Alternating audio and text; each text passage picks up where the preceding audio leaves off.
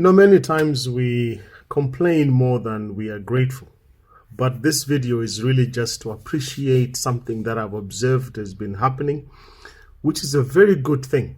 And I think it really deserves us celebrating it and thanking God and building from there. What am I talking about? Some of you may have been blessed as you watch online camp meetings from Zimbabwe. And every year in August, there are preachers from South Africa, from Zambia, from Kenya, from everywhere, Botswana, who congregate at campsites around Zimbabwe for a whole week. And there's nothing that happens there besides just inspirational preaching and teaching and deep stuff that is shared on the gospel by preachers of various form. And it's really been a blessing. And, when I look back, I remember 2019, just before the COVID lockdowns, Mount Pleasant Church, where I used to be a member and where I was ordained as an elder, actually invited Melvin to come to Lomagundi camp meeting. It was at Lomagundi College. And what was very unique about that experience was that the meetings were in a proper auditorium. And there was proper storage and some infrastructure, particularly their internet was really very fast internet. And I remember as we were broadcasting every service, all the 7 days, there were so many people online. It was amazing. I think we had almost 4 times the size of the people who were camping there. And that perhaps stands as the first ever camp meeting that was live streamed. Because 2020 then happened and we couldn't continue.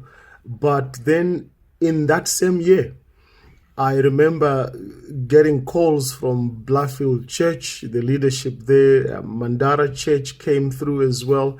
And we started working on online broadcasting because the world was shut down. And what you have observed over the years is that these churches have continued to spearhead a revolution.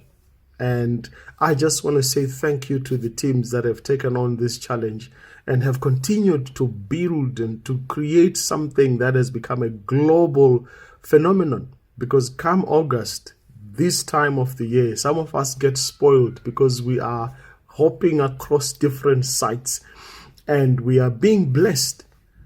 I really feel blessed to come from Zimbabwe and to see the media work that's happening.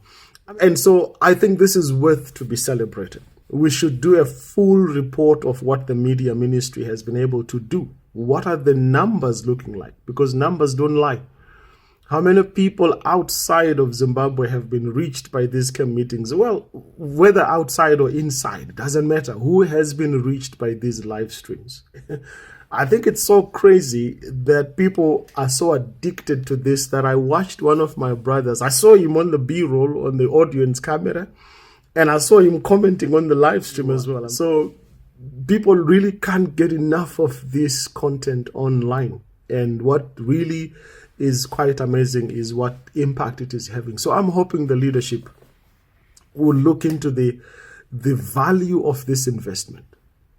What is it that really it has brought through? And I can begin to tell you that something phenomenal is happening right there. So looking ahead, I think my recommendations, I posted on Facebook something right there because it was a quick thought and I didn't want to lose it. And so looking ahead on the ideas for the future, I think it's looking brighter. It's looking great. It's actually great that churches have embraced this technology and are using it. And so we need to celebrate the growth of this media work for the last 5 years or so. And God is definitely up to something. We've got to see it. And I think it is a challenge for our current leadership to harness the energies and harness the efforts and the investment that has been done. And so there are about 4 or 5 areas I think we should definitely look into. Like I posted on Facebook, infrastructure is a big one. I know this Jajati idea of just coming in and putting something temporarily and then going back home, it's outdated. It's outlived us. We should just not focus on that kind of camping. We need to grow from there. I have seen that many campsites invest on setting up good stages, which is great for videos. And I think this year they really have improved a lot. But also you need to look at the rest of the infrastructure. So when you put up that infrastructure, that auditorium, you are managing a lot of things for media. Lighting, you are managing sound, and you are also making sure that the equipment is protected from the elements. And so infrastructure in terms of auditoriums, in terms of actual camera work that's being done and equipment that's needed is key. To as small an investment as making sure your computer has got the right graphics card and won't drop the frames, all right, and that the internet speed is fast enough that it will not drop the packets when it's encoding, because that's one of the things we really struggled with to follow here, where the picture just freezes and then you hear the speaker speaking, and later on the frame has changed and sometimes it pauses.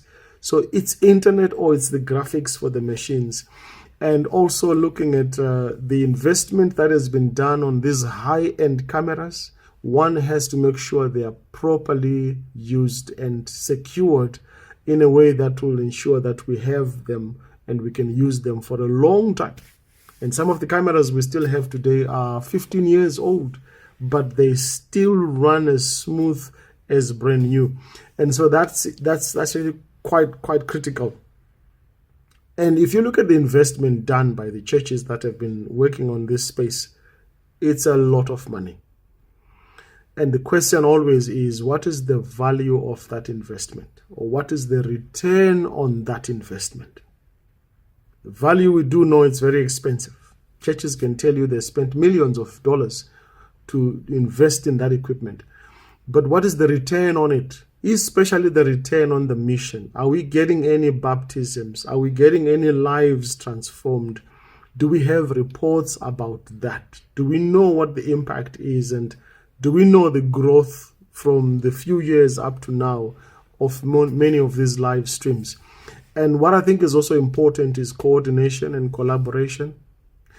You know, I would sit here and have 5 services going and they are all my favorite preachers, which means I will have to stake this time around to follow each one of them. So how do we ensure that there's proper collaboration on the broadcasting and the streaming of them, but also in terms of standard? Particularly one of the standard I felt needed to be looked into is sound.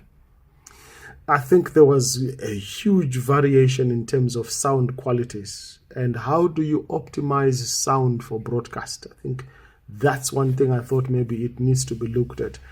And also in terms of content production, why I'm calling for media rooms is because after the sermon, you want to repurpose that sermon very quickly.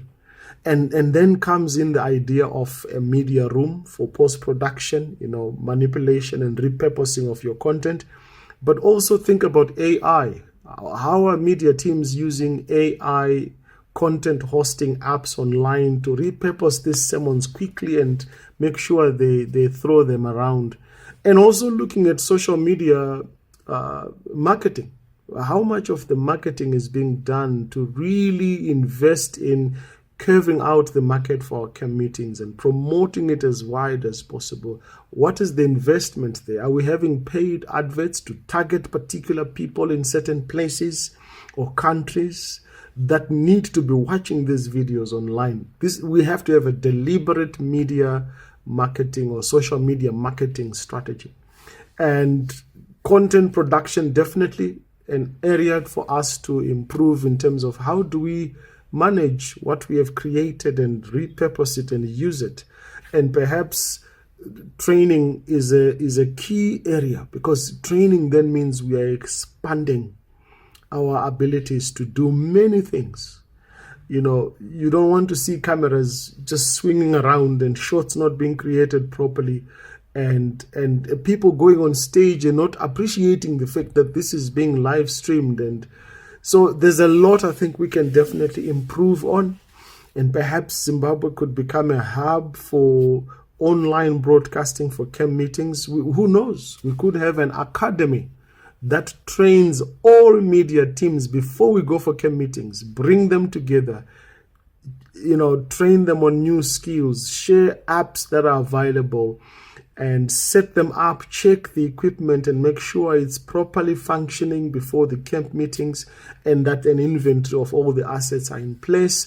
And so, in short, let me just celebrate these sites that have really done a great work to live stream. I think I saw Masimbi, Mount Pleasant Media House. Well done. Thank you so much. That's my former church right there. Bluffhill Media team at Iron Cap. Well done. Thank you so much, team. Mandara, I think, was at Glen City. Wonderful stuff happening right there. This year, I like their backdrop. They covered those rocks nicely. And there's also, I think Avondale was collaborating with Show Me God Ministries with Pastor Nyatanga and his team there. Wonderful. I also saw Harare City Center Church. Brilliant stuff. Well done, guys. And there's a lot that we can build from there. I think I also got a link from Solusi University where Dr. Mbiriri was preaching. Well done.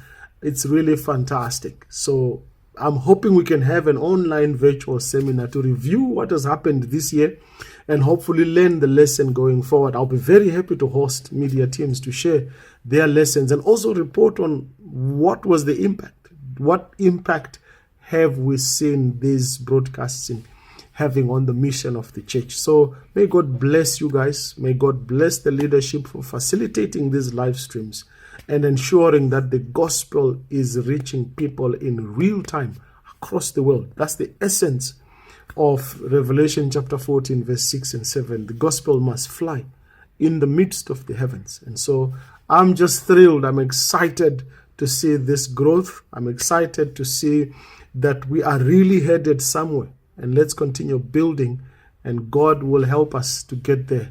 Amen.